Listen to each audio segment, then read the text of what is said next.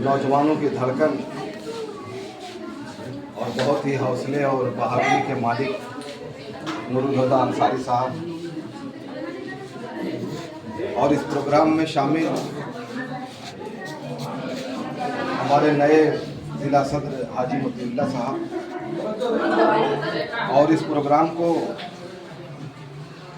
यहाँ तक पहुँचाने में जिस तरीके से आप लोगों का ताउन रहा है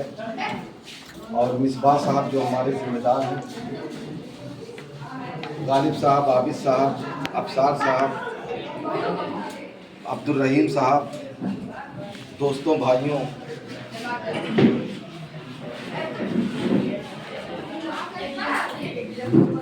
दुआ करो कि सलामत रहे मेरी हिम्मत, दुआ करो कि सलामत रहे मेरी हिम्मत, एक चिराग कई आदियों पे भारी हो। दोस्तों आइए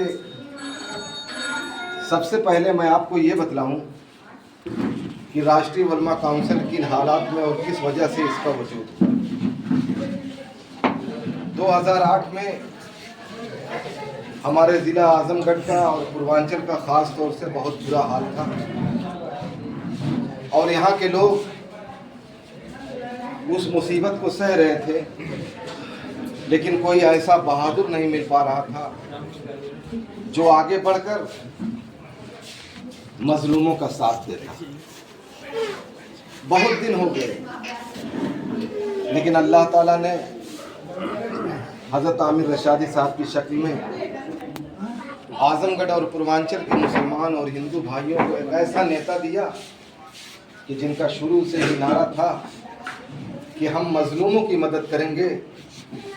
मजलूम चाहे हमारा मुसलमान भाई हो, चाहे मजलूम हमारा हिंदू भाई हो, सब हमारा दरवाज़ा सबके लिए खुला है। और इतिहास ये जानता है, तारीख़ ये जानती है कि हम लोगों ने जहाँ एक तरफ मुसलमानों की मदद की, उनके मसाइल को हल किया, दूसरी तरफ हमने अपने गैर मुस्लिम भाइयों का भी पूरी तरीके से साथ दिया। दोस्तों, ये वक्त था कि जब राष्ट्रीय उलमा काउंसिल के झंडे और बैनर के तले बहुत ज़्यादा लोग आते थे और मुझे वक्त याद है कि रात में जब हम लोग हज़रत मौलाना आमिर रशादी साहब की क़यादत में, मौलाना आमिर रशादी साहब और हमारे बहुत बड़ा जत्था होता था, बस यही ये जो पुराना बैठका है जहाँ अभी गाड़ी लगी थी और चावल या गेहूँ उतर रहा था, वहीं हम लोग आते थे। तो आप यकीन कर लीजिए कि हज़रत को पाकर और हमारे लीडरान को पाकर तमाम लोग जोश और वलवले से बिल्कुल भर जाते थे। बेशक ये वो पीरियड था कि जब कोई हमारी माँ और बहनों का आंसू पोंछने वाला नहीं, कोई हमारे सहमे हुए बच्चों को प्यार करने वाला नहीं था, उनको ये तसल्ली नहीं देने वाला था कि बेटा तुम अपनी ज़िंदगी शान से जियो, ये हिंदुस्तान है, हिंदुस्तान में सबको एकसा आज़ादी है और हमारा मुल्क और हमारा कानून इसी को कहता है। दोस्तों, वक्त गुजरता गया, बहुत ज़्यादा तहरीकें हुई, संघर्ष हुआ, हम लोगों ने ट्रेनें लेकर जो है दिल्ली और लखनऊ तक गए। तारीख में इस बात की मिसाल और उदाहरण आपको कहीं भी नहीं मिलेगा। बहुत ज़्यादा अवामी जो है जलसे और जुलूस तो हुए हैं, लेकिन मेरी अपनों नज़रों के सामने रेल को बाकायदा टिकट और मुनासिब तरीके से ले जाने वाला मेरे ख्याल से हमारा कायद ही है और मुझे बहरहाल आज वो सारी चीज़ें होती गईं और धीरे धीरे हम तमाम लोगों के वो मसाइल दूर होते गए और जब मसाइल दूर होते गए तो हमारी अपनी दिलचस्पी भी पार्टी के तय कम होती गई। ऐसा नहीं कि हमारा कायद कहीं चला गया, हमारा लीडर कहीं चला गया, हमारी आवाज़ कहीं चली गई, हमारी तहरीक कहीं चली गई, नहीं, ऐसा नहीं हुआ। लेकिन दोस्तों, राजनीति का, सियासत का एक वसूल होता है। सियासत का वसूल ये है कि जब 2008 में एक सुलगता हुआ मसला था, एक ऐसा चैलेंज था जिसमें से आवाज़ नहीं आ रही थी बल्कि उसमें से चिंगारी आ रही थी,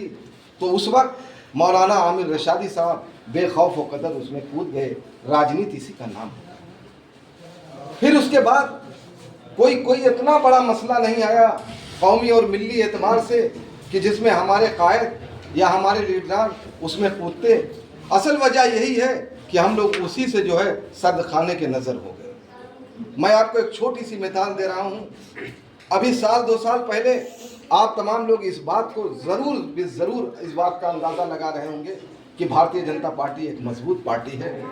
और कांग्रेस पार्टी का वापस आना और दोबारा आना ये मुमकिन नहीं है। लेकिन जब राहुल जी ने भारत जोड़ो यात्रा का आगाज़ किया तो उन्होंने ये साबित कर दिया कि आने वाला अगर कोई प्रधानमंत्री मोदी साहब के पास है तो राहुल जी हैं, इसलिए कि ये संघर्ष करते हैं। और जहाँ तक वोट चोरी की बात आई, यह ऐसा मसला था कि जिसमें राहुल गांधी कूद गए। आज तमाम लोग ये कह रहे हैं कि आने वाला जो इलेक्शन होगा वो राहुल गांधी को वजीर आजम बनाया जाएगा और हालात साजगार की। तो मेरे कहने का मतलब ये है कि राजनीति इसी चीज़ का नाम है कि आप किसी आग में कूद जाएं। हमारे 2 नेता जो राष्ट्रीय उलमा काउंसिल में बड़े मजबूत और बड़े बहादुर माने जाते थे, एक हम लोगों के दरमियान नूरुल हुदा साहब की शक्ल में है और दूसरे, मुझे कहने दीजिए, रोकिए मत, कलीम जामेई साहब एक ऐसे नेता थे जो चैलेंजों की, जो मसाइल की दुनिया में अपने आप को डाल देते थे। राजनीति उसी का नाम था और हमारे बच्चे, हमारे लोग, चाहे कोई भी आदमी हो, हमारे पीछे पीछे चलता था। इस चीज़ का नाम राजनीति। बहरहाल आज जो है मैं ये देख रहा हूँ कि हमारे जो है नए सदर हाजी मोतीउल्लाह साहब का इंतखाब हुआ है और अल्हम्दुलिल्लाह इनके अंदर वो जज्बा है, वो स्पीड है जो, मैं अगर इस बात को कहूँ तो मुझे रोकिए मत, जो कभी अफजल साहब नेशनल